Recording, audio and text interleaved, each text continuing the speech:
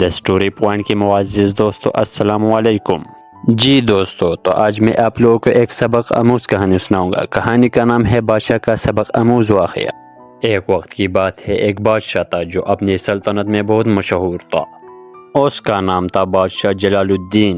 وہ عیش و عشرت کی زندگی گزارتا تھا، لیکن اس کی زندگی میں کچھ ایسا ہوا جو اسے ہمیشہ کے لیے رک کر گیا۔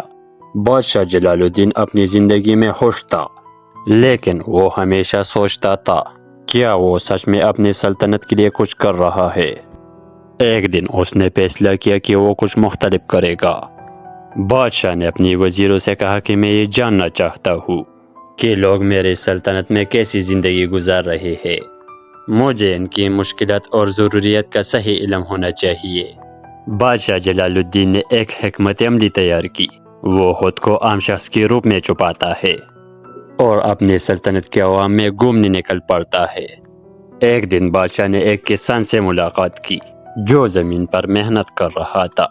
اس کسان نے کہا ہماری زندگی بہت مشکل ہے، مگر ہم کبھی بھی امید نہیں چھوڑتے۔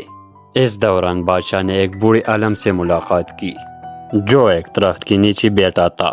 عالم نے کہا دنیا میں سکون صرف اس میں ہے کہ انسان اپنی تقدیر کو سمجھ کر اس کے ساتھ راضی ہو جائے۔ اس سفر نے بادشاہ جلال الدین کو یہ سکھایا کہ دولت اور طاقت کا اصل مقصد لوگوں کی خدمت کرنا اور ان کے دکھ درد کو سمجھنا ہے۔ بادشاہ جلال الدین نے اپنی سلطنت میں اصلاحات شروع کی۔ اس نے عوام کے مسائل کو حل کرنے کی کوشش کی اور پھر سلطنت میں خوشحالی آئی۔ بادشاہ جلال الدین نے سیکھا کہ حکمرانی کا مقصد صرف دولت جمع کرنا نہیں بلکہ عوام کی خدمت کرنا ہے۔ اس کے دل میں ایک نیا جذبہ جاگ اٹھا، پھر وہ اپنی سلطنت کو بہترین بنانے کی کوشش کرتا رہا۔